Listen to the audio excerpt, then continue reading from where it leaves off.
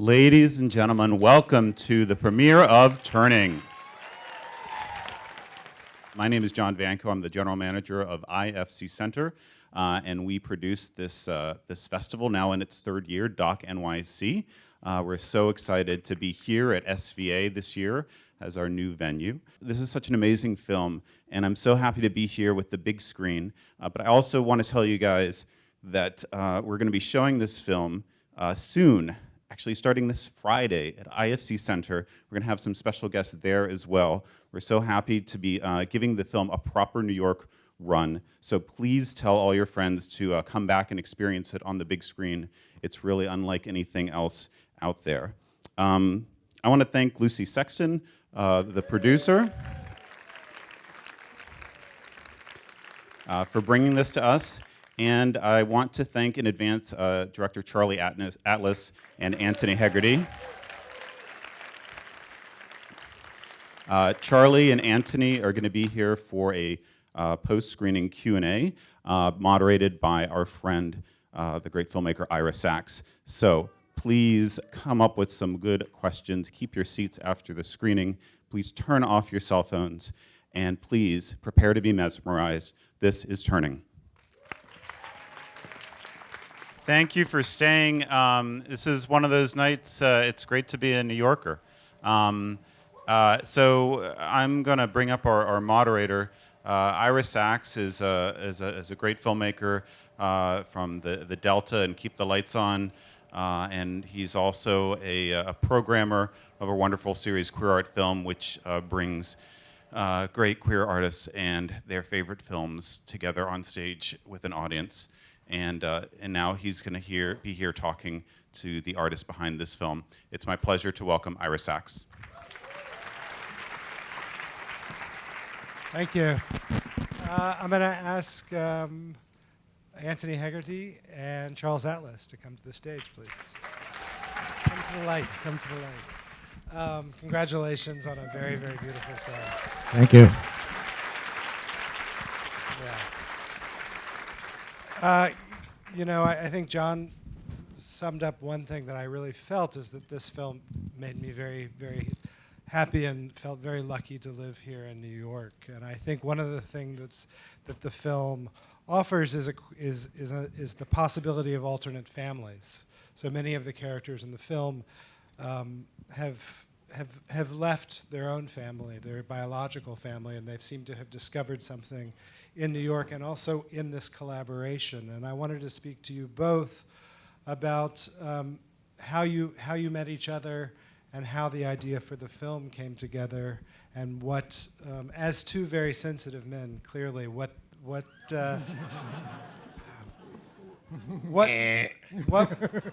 the collaboration like for both of you? Well, as a sensitive man myself. No, I want to mention, first of all, there are a bunch of the people who were in the cast and in the musicians and the crew, and so I'd like to just read off their names and give them an applause. Nomi Ruiz, Sonny Sharoma, Eliza Douglas, Stacy Mark, Katrina Della Pina, get up. Stand up, stand up, stand up. Joey Gabriel, Johanna Constantine, Honey Dijon, Connie Fleming, Julia Yasuda, Parker Kindred, Maxime Mostan, Laurie Side, and Tony Stinkmetal.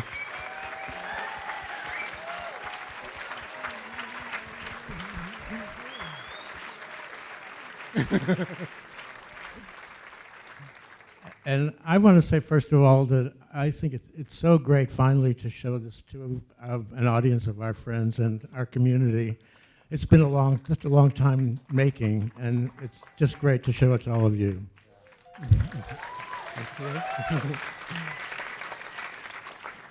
So can you talk a little bit about where the idea for the project came, and then how you two started working together?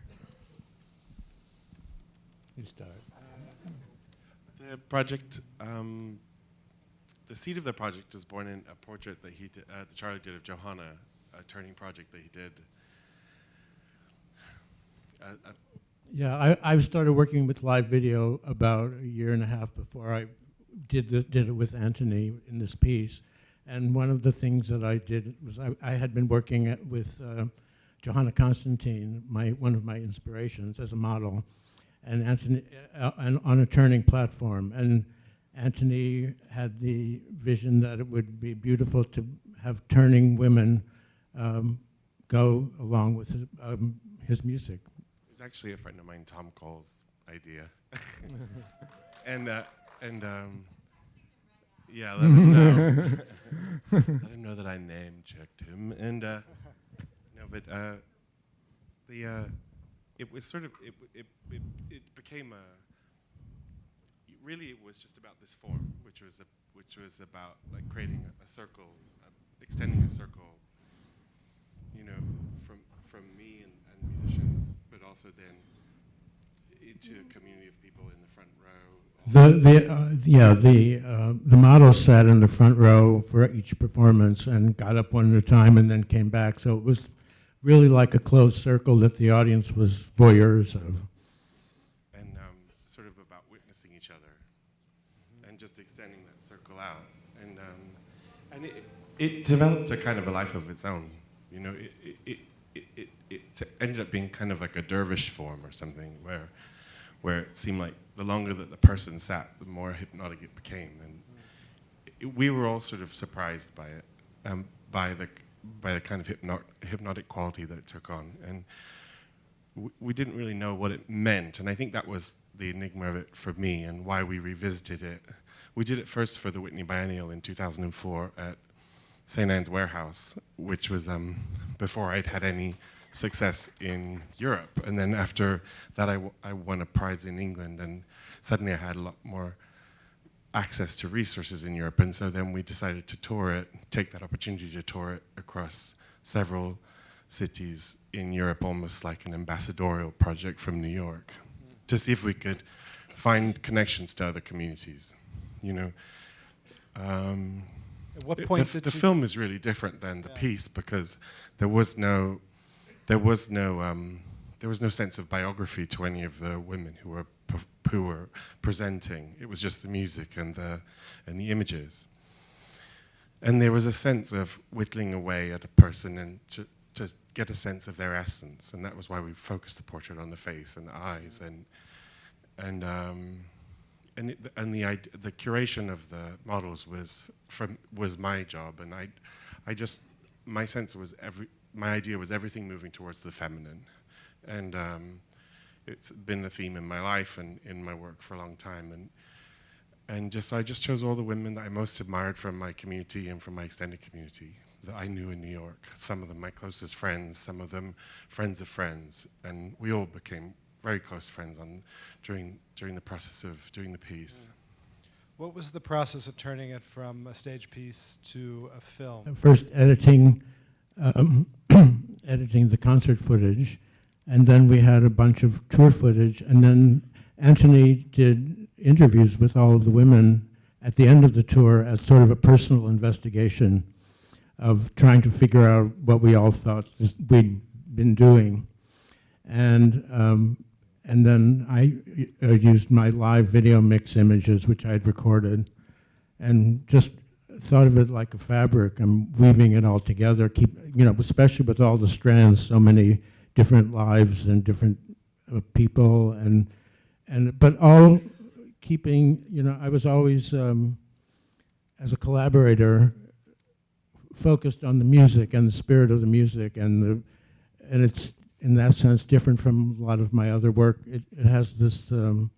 I sort of entered a world of beauty.